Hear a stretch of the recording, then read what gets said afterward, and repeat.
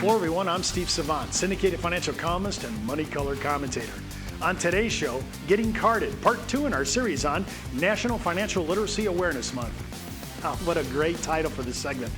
And we're all highlighting the things of National Financial Literacy Month. You know, when you think about it, we're always trying to figure out what's the best use of our money and to become good stewards. But most of us don't have the educational background. We don't teach it in grade school, junior high, or high school, a little bit in college, but it's usually econ or business course. But the basics of everyday understanding of money, most people don't have that understanding. One of them is, should I carry a card? Listen, when I was a young man, I tried to get into movies I was too young for, and they would say, do you have ID for that? And I don't. Now they're asking you, hey, am I good enough to have a card? How would you like to be a millennial coming out of college and you have $50,000 worth of tuition debt and you're being offered credit cards? This is a terrible, terrible time to be offering people any kind of credit. Impulse buying, at the time when I was in my 20s, I was an impulse purchaser. And I didn't have the discipline, and I didn't have the good monetary stewardship in my life yet to be able to have credit. And we didn't have credit when I first was in my early 20s because we hadn't developed credit card technology and all that. But now we have it. And I think it's really tough on millennials coming out of school that own so much in tuition, and now they put on top of it, they get these $5,000 credit for a card because they graduated. I think it's really tough to be disciplined when you're young. So when I'm looking at credit, I say credit, convenience. It is convenient, but with a caution. I like to pay mine off every single month. I've been doing it for 30-something years of my 40-year marriage, plus marriage. So I'm disciplined now. I always pay it off. I get the extra bonus cash back every time, every year. And like I said last segment, about $2,000, about $1,500 or $2,000, I'm going to get back for just paying it off on time. But you should pay it off on time because most cards are very expensive. In fact, if you have any kind of what I would call questionable or on the bubble from a credit point of view, you're going to be probably paying double digit for interest. So if you buy something for $1,000, it's $1,000 plus the interest charge by the time you pay it back. So you don't want to use your credit cards to go ahead and use them for loans ever. Did you hear that? Ever. You want to use your credit cards so that you can be convenient. At the end of the month, you pay it back. You get cash back. The earnings are better than what I'm getting in my money market account. And you're able to quantify by the statements where you're paying because it breaks it up into sectors. Could be grocery, could be superstore, could be gasoline. It breaks it all down. At the end of the year, I look at that and take a pause and say, I need to start thinking about adjusting some of my budgeting. And remember, many cards are out there, and oh my goodness, cards are not equal. So you need to shop, and there's several sites out there that will help you compare credit cards side by side, and you can pick out the best deal for your family and then move that way. And always, again, I encourage you, always make sure you're paying it off. Now, credit, how does credit work? Well, you know, you're taking a loan out, and they're going to look at you. Most credit cards are non-collateralized. They don't put assets there. They're just doing it on the good faith that you'll pay it back, and you have to pay it back on time. So if you need to adjust, and you can get this done, if you need to adjust your pay date, like mine's the 17th on one of my cards, I called and said, I need to move that to the 15th because I'm getting my bills somewhere between the 1st and the 15th, not on the 17th. So I want to be able to use my card judiciously, get the points back, never pay interest, and then figure out what time of the month I'm at. Now, I'm heading, at the time I'm recording, I'm a week out from when my card turns its 30-day cycle.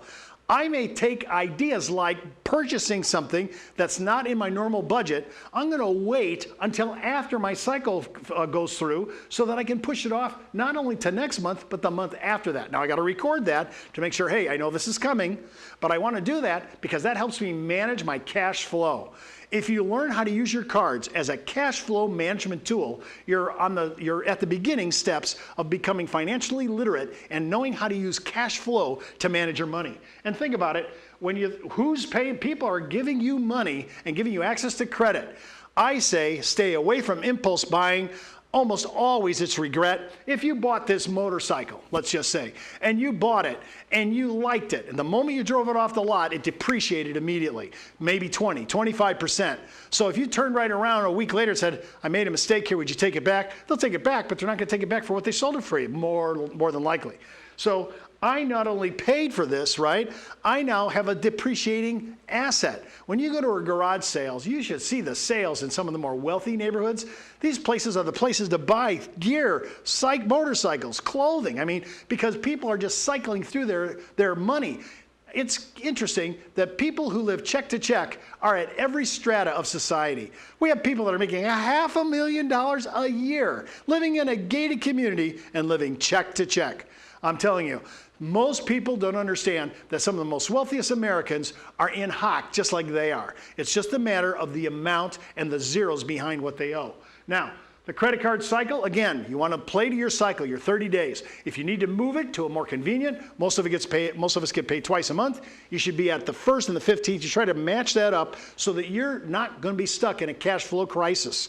I like that, and if you need to make a maneuver, most cards will let you do it and make a small adjustment.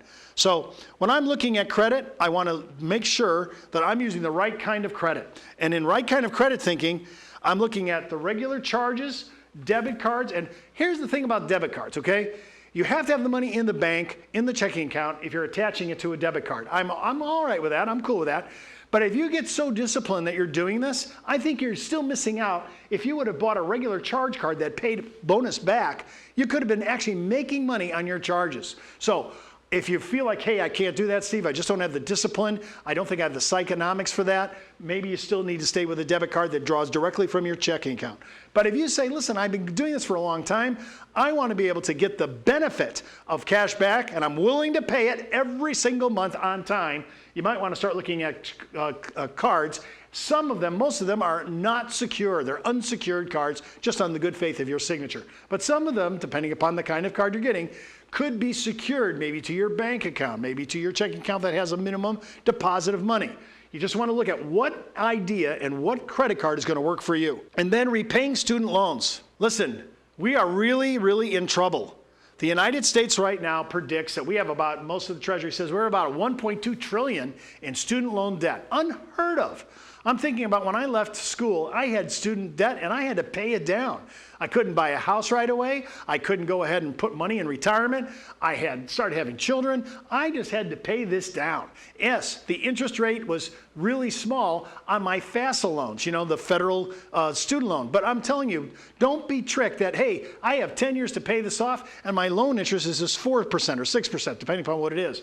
But you need to pay this down, and if you have too much student debt, you will not be able to qualify for a mortgage. They're going to look at that debt, and it's going to put you in a ratio that the banks will not be able to give you money for that. So you need to pay this down. I say be conservative. They say, when you're first married, they say, can you live on love? I say, yes, you can. So let's live on love, eat mac and cheese, and try to pay down our student debt before we start looking at things like having children and needing money down to pay for a mortgage. And remember, I know the temptation is great. You're looking at a mortgage, there's so many great deals out there, 3% down, you're first time buyer, but if you don't have your student debt retired, you're going nowhere on this. So it's really, really important to get and start paying this off. And I would not be extending this to 10 to 25 years. I say you should be 10 years down, and if you can do it in 5, you just got to live very conservatively and live off mac and cheese as we did when we were young, and buy things at garage sales or use things. Don't buy a brand new car, buy a used car. Do all the things that'll help you, propel you to what? To reduce your debt. And I wouldn't be sitting there with a credit card that I can't pay down. I would be leaving that aside until I've disciplined myself to pay off my student loans and then start saving for money for my home and then maybe start thinking about children and so forth.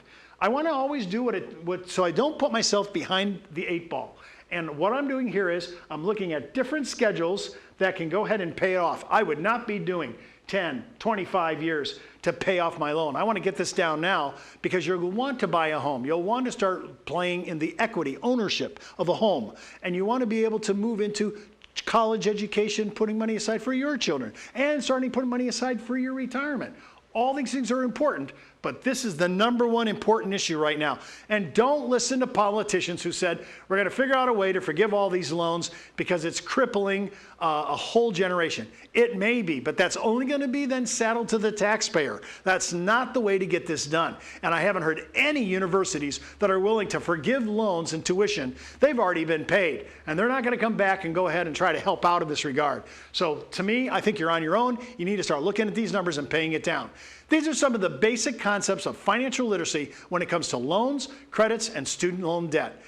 You need to look at these things now in your 20s so it doesn't cripple you and take it all the way into your 40s and early 50s and still paying for things like this.